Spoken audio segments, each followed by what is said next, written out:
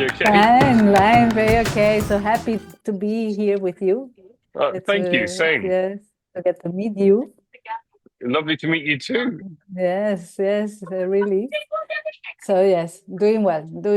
Everything okay, and yes, and here I'm just seeing myself with a super sweater Yeah, well, now hey, here in we're Barcelona, matching and in you, colors, so yeah. yes, Are you from Barcelona? I live in Barcelona. Wow. Yes, Okay. yeah. Very nice. Well, next to Barcelona, not in Yeah. Barcelona. Yes, Wonderful. What a yes. beautiful part of the world. Yes, and you?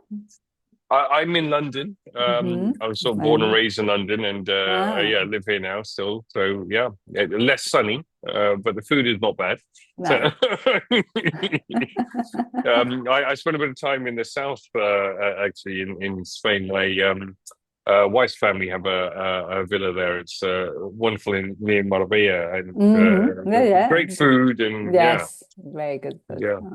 Very good food. So I love yeah, that. Yeah, it's true. It's true. I know you're in London because of what you do. yeah. Okay, gosh, yeah, yeah. I had a brief introduction of what you do, and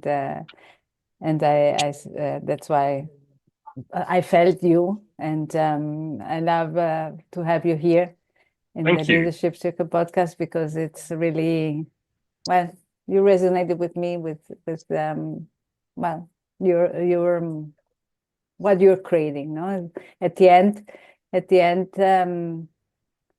the Leadership Circle is also for anyone being their true leader, no, their Yeah. self leader, and from there also positively impact Yes. to Yeah. the world. Yeah. Yeah.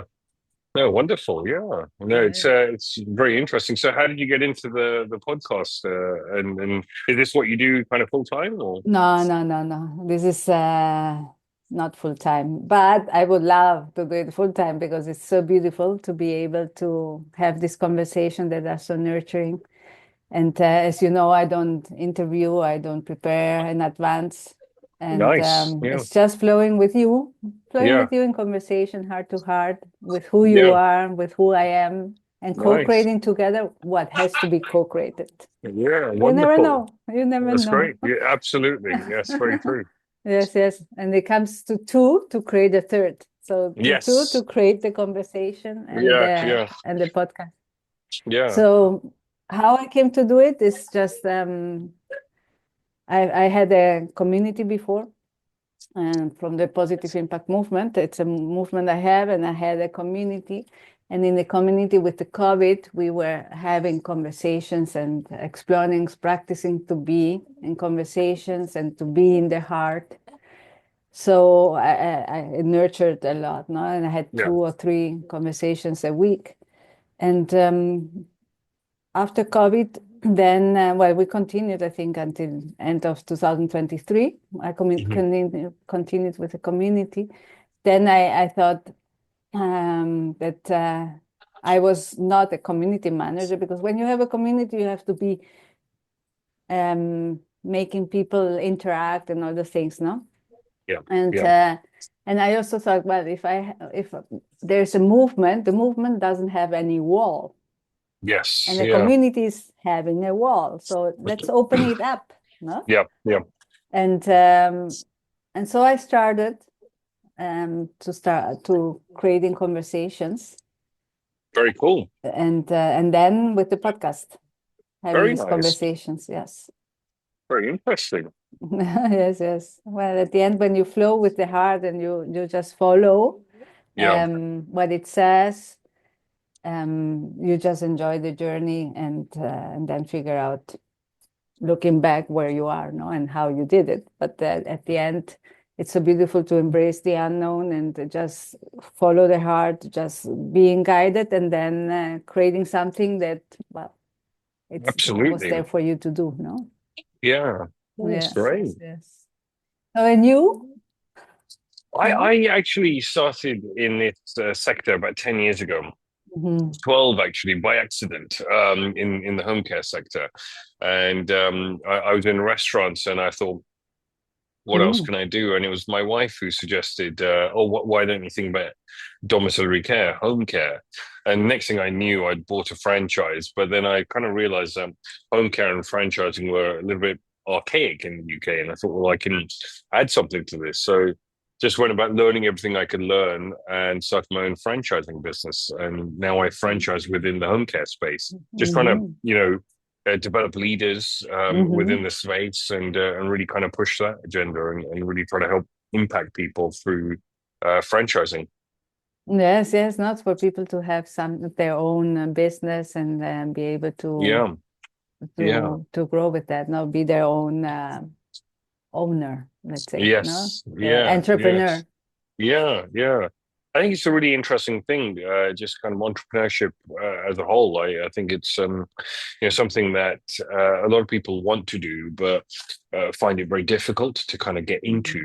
And Mm-hmm. and so franchising, I think, allows a lot of people to do that without as much risk. I mean, there's obviously always risk, and it's very difficult, but it removes some of the barriers so that you can kind of get in and start learning something through that. Learning guided, no, so Yeah, that yeah, with a baseline with something where they then can thrive. absolutely. Mm. And actually, it's interesting that you use the word thrive. So, part of what we do, I mean, we have a concept called time to thrive, and it's all about thriving at every different level. For our clients, for our staff, and for us as business owners, and myself and franchisees. It's all about how do we help people thrive? And for our Mm-hmm. clients, that might just be getting out of bed. All the way to sort of creating sustainable, profitable businesses. Yes, yes, it's beautiful in the way that also you positively impacted. I know it's a business, and but you're supporting and Yeah, helping customers, no, with their life. absolutely. And that's really kind of the whole piece, really. Mm-hmm. It's really about unless you really care about that last bit and the end result. I don't think you can be very successful in anything that you do. You really have to care about all of the different moving parts in any business, whether you're selling mobile phones or care. I think you fundamentally have to really get into it. Yes, at the end, it's this living the moment, no? Yeah, Really being there when you have to be there for whatever you are there. yeah, So it's the relationship to things and the relationship to people. It's really really, being in that moment for anything that shows up. yeah, yeah, truly, yeah, Uh, and then with that, it's what with that, it's what I say. No, at the end, it's for us to live in the moment, in the present moment, yeah, and to really enjoy what we're doing with what we're doing. And tomorrow is another day. The next moment is another moment. So it's really to be there and give everything of who we are into yeah, that relationship with yeah. what we're doing. And so your focus is around leadership. My focus, yes, yes, we can say that, yes, and yes, we can say that, yes, for sure. For me, there's a something that I call true leadership. It comes from our true potential, and true leadership is love, uniqueness, and co-creation. Mm. So love, because we are love when we are in our hearts and we are present, we are in the now. So we love. And when we are that, we explore and understand and experience much more about who we are. Mhm, And from there, also, we uncover our uniqueness mhm, because mhm. we all have come to this world with a singular gift, no? Yeah, Something, this uniqueness that makes mm, us different. We are the same, yeah, and we are human beings. We all are the same. We are one. We can say that, no, since we are connected, but we are unique because we yeah, have something that differentiates us. And for me, this is the part of the third leg, which is co-creation. Because for me, I'm my own guru, no? And I can be a guru for you because in my uniqueness, I have something that I can teach you. Yeah, I think that's really interesting. And I'm really a big fan of John Maxwell, Mm-hmm. and his sort of 5 levels of leadership. And actually, a lot of what you're saying, it can be really kind of interpreted through Maxwell's work as well. And yeah, for a long time, my kind of key thing was just production. Just do the work, show that you can do the work, and people will follow. But actually, I think one of the things I've learned in recent years is that it's really about getting to know your team, Yeah. and getting to know the people that work for you, because Yeah. everyone's drivers are different. Yes, of course, money and so on are important to everyone, but you know, understanding why they do what they do, Mm-hmm. and what makes them tick. We do a bit of disc profiling and try to understand, where some members of staff that I'll pick up the phone to, but I need to spend 5 or 6 minutes just asking about the weekend, how it was like, and Mm-hmm. and all of that kind of stuff, and then get into the piece of work. Others I just want to get to say, right, give me the short version, bullet pointed list, but really understanding that, and then kind of understanding the piece behind it and saying, well, okay, what is their goal? What are they trying to learn and do and achieve? And how can I fit into that rather than the other way around? So I Yes. think there's some really kind of interesting pieces around that. Yes. I love that. I have I'm one part you don't know, it's that I have now a full-time job. It's going to be half-time, but a full-time job where what I've been doing, it's true leadership at the end, also the same thing. And it's what you're saying. Yeah, I have a team, and in this team, I sit with them every 2 weeks, at least half an hour, to see where they are and what they feel and where they want to go, and what they're doing, how they're doing it, because it's a IT business. yeah, So it's yeah, consultancy. So it's really to understand, like you were saying, to understand them and who they are, to know what they are envisioning, what they would like to do, why, all those things, so that I can be more helpful for them, yeah, yeah. so that they can be in a place where they can do a work that they love, that they grow with it, Yes, and through that, okay, the company grows, yes. yeah, yeah. But um, everything, behind everything, there are always people. I think this is it. And actually, it's really interesting. One of the things that I often talk about with my franchisees is Mm-hmm. about collecting all the right people, getting all the right people on the bus and all the wrong people off the bus. And people that you start the business with don't necessarily have to be the right people for you later on. And it's really understanding that as your journey progresses and think, well, constantly thinking, well, would I hire the same people again now? And if I wouldn't, why is it okay for them to sort of stick around? And often it Mm-hmm. might be that they need more training, or that that it's time to kind Yeah. of part ways, and and that's okay. I think it's really something that it's a very hard conversation to have as a leader, but I think normalizing that is very important, because when they also know, and it might just then be that it takes 6 months, a year for them to kind of come to that decision themselves, and then you're stuck in a position where you haven't thought about it, and it happens to you. And I think Mm-hmm. really, what you want to be is in a driving position, and even if you end up sort of leaving the business as a leader or selling the business or whatever it is, you want to leave it much better Mm. than when you found it, Yes. and create the systems, create the culture that outlives you as well. I Mm-hmm. think that's Mm-hmm. all of that kind of Jim Collins good to great type stuff. I think it's really, really important. Yes, yes. And you touch base on the relationship part, no? Yeah, That it's like we said before, in the relationship there. So I always say there are three. Okay, yeah, me, the other, and what you're co-creating together. Okay, yeah, no, in wholeness you're co-creating. So, but it can happen, like you were saying, that you start with the franchisees, and you see, but then they are parting away. But it's normal because everyone is growing, yeah, and if they grow parting away, it's because what you are co-creating together, it's not working anymore. Yeah.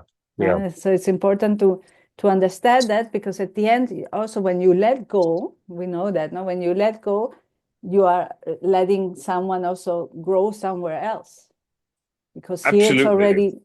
it's limiting. Yeah. Yeah.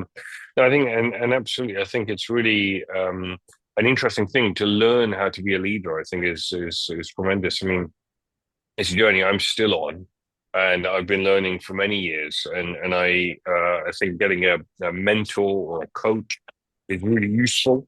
Something that I would really recommend to people. And I've often, in all my different businesses and incarnations, I've had different mentors and coaches, and found that really helpful, because it's really hard. I think it's well, certainly I found it very hard. As to be a leader, to make the right decision for the business, because there's kind of like you got to look at the business almost like a bottle of red wine. It's alive and it changes with time, and whereas then you are there as a shareholder, but also then have to look at the business from that perspective as well. And well, what's right for the business? What's right for me? And what's right for all of the different parties within the business. But often we just kind of look at all of those things as one entity, and that can be problematic. Yeah, yes. We have to, really respect each entity, that is generating the sum of it, that is the business. Yeah, Absolutely, yeah. I know. Yeah, no, and another thing also in what you were saying about leadership. For me, true leadership is being the change you want to see, and being the example of what you want to see. And through that, you are supporting others, And that's so true, because actually, if you are preaching one thing and behaving a different way, I think it's a short-lived exercise. Yes. Your people know, and I think you need to really act the way that you are sort of preaching and teaching and talking about. If you're not going to behave that way, then I think there's some work that needs to happen internally. Or being very honest, I'm often the first to say, look, it's all my fault. If there's something that's gone wrong, invariably it's my fault, because either I've hired the wrong person or I've delegated to the wrong person. But we've got to take ownership ourselves first, and then work backwards from there. Yeah, because you're contradicting yourself. You cannot show anyone anything if you're not doing it yourself. So why are you showing it? No. Yeah, truly, yeah. So it comes through experience. Yes, yeah, truly. But it's very much a way. I think an experience is a really interesting thing. I remember my first business. I was 22 years old. I had an Italian restaurant, and some of my staff were in their 60s. They looked at me like I was a baby. I was a baby, and like, what the hell do you know? You're going to be managing us, and I really had to go in there and be humbled, and think, well, okay, actually, I don't know anything, and yes, I might own the business, but I don't really know anything. I don't know what I'm talking about. I don't know the right temperature to get the ragu and all of that kind of thing, and actually, I can learn from the people that work for me, and that's okay. But then trying to kind of manage and gain some control in that situation is difficult. But really, if you consistently do the work, people notice it. I think, and treat people fairly. When you think about the individual, I think, well, okay, what can I do for them? If it's not all about you all the time, what can I do for the people around me? How can I help and support them? Yes. And one thing you said that it's very nice. It's that also a leader doesn't mean you have to be a leader in everything. So a leader is also someone, like you were saying, I don't know about this. Show me. I'm learning from you, but that doesn't mean that I'm not the business owner anymore, that I'm not a leader. I'm just learning from you because you know how to do that. I appreciate how you're doing it. You're growing me, and Yeah. then I can grow you also because you're working here, and I can grow you also because if all of us are doing it good and then Yeah. learning and growing, so the company grows, and I can give you back. And interestingly, I think the thing that I found has that, which has been very interesting, has been that over time, I've gone from that position to thinking, oh gosh, I feel really insecure about not knowing something Mhm. and having to ask, to hiring people that 100% know more than I do with that particular subject matter and really become more of the chef. I've got some really wonderful ingredients in my Mhm. team. And my job is to Mhm. put them all together in the Mhm. right way and get the cooking temperature correct. And I Yes. think that's really interesting, for me, because actually what that means is that you've got a wonderful person that understands the numbers or the compliance or the business development and sales part, but more than you do, they understand the levers better than you do. But what you're very good at, or you learn to become very good at, is getting them all together, getting them all working together to then squeeze more out of it for the whole organization. And that I think is a interesting skill Yeah. that I've kind of learned by accident, actually. So Yeah. it's Yeah, but it's not that you learned it by accident. It comes through what you said before also. That it's really understanding each person, what they have, what they know, where they are, no, and then each of them to be able to look into the big picture, what you need for the yeah, business, and then putting the pieces together so that everyone can yeah, thrive yeah. with what they know. Absolutely. Yeah. I mean, I think, and that's it. It goes back to that and thinking about, how do we all thrive? How do Mm-hmm. we kind of make that happen? And it's really, if you're always thinking about that on every different subject matter, eventually you'll kind of get the right combination of things Yes, together. yes. And everything has to do about exploration, Yeah. experiencing, Yeah. and then practicing so that you can get better into putting all the pieces together. But it's done naturally, no? Yeah. When you are listening to the people and you are seeing what's happening, so you are aware, no, of what's Yeah. around Yeah. you, aware what's inside of you, aware of each of them, so that then you can build Yeah. and put them together, not the puzzle, so that it works for everyone. Truly. Yeah. And that's it. It's using the word puzzle is probably the right word. I think, often businesses feel like a puzzle, don't they? And it's Yeah. they're trying to figure out how you put those things together. Yes, Um, yes, yes. Aligned with your vision, no? and that's it, And I think actually often we don't have a clear vision as to where we're going within our business. I've just done a piece of work looking at where we want to be in 10 years from now, Mhm. because one, it's very exciting, but then two, it's really how do I know where I want to go tomorrow if Yeah, I don't know where my North Star is? yeah, So really thinking about where I'm trying to get to in long term helps me understand what we're trying to achieve in the next 12 months because there is a buildup of those things. yeah. Whether that is span, revenue, impact, whatever that is, you need to have an end stop and then kind of work backwards from there, I think. Yeah. But in your case, when you define like a goal, or it's just a vision where you want to go, but I guess with the day to day, like you were saying before, you are putting all the energy in the day to day, and you are thriving towards something.